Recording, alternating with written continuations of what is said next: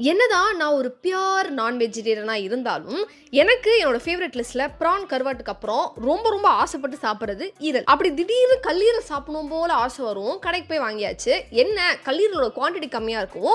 சரி சிக்கன் கூட சேர்த்து போட்டு ஒரு குழம்பு பண்ணுவோம் அப்படின்னு நான் பண்ண குழம்பு தான் இது. ஸோ வாங்க எப்படின்னு சொல்றேன். ஸோ டக்கு டக்குன்னு ஒரு கடாயில 2 டேபிள் ஸ்பூன் கடலெண்ணெய் ஊற்றிக்கிறேன். அது கூட 3 பெரிய வெங்காயம், 2 பச்சை மிளகாய், 1 டேபிள் ஸ்பூன் இஞ்சி பூண்டு பேஸ்ட் இது எல்லாத்தையும் சேர்த்து ஒரு 2 மினிட்ஸ் நல்லா குக் பண்ணி வதங்கினதுக்கு அப்புறம் கட் பண்ணி வச்சிருக்க 4 தக்காளி, 1 டேபிள் ஸ்பூன் கல்லுப்பு எல்லாத்தையும் போட்டு கொஞ்சம் நல்லா வதக்கிக்கலாம். அதுக்கு மேல 1 டீஸ்பூன் மஞ்சத்தூள், 1 டேபிள் ஸ்பூன் மிளகாய் தூள், 1 டீஸ்பூன் மிளகுத்தூள், 1 டீஸ்பூன் ஜீரகத்தூள், 1/2 டீஸ்பூன் மல்லித்தூள் அண்ட் கொஞ்சோண்டு தண்ணி இது எல்லாத்தையும் போட்டு ஒரு 5 மினிட்ஸ் நல்லா வேக வச்சு க்ளீன் பண்ணி வச்சிருக்க நம்ம சிக்கன் அண்ட் அது கூட இருக்க நம்மளோட ஃபேவரட் கல்லீரலையும் ஆட் பண்ணி நல்லா ஒரு கிளாஸ் தண்ணி ஊற்றி ஒரு 10 to 12 மினிட்ஸ் நல்லா குக் பண்ணிட்டோம்னா ஒரு சூப்பரான ஈரல் கிரேவி ரெடி. ஸோ ட்ரை பண்ணி பாருங்க. Bye bye. See you in the next vlog.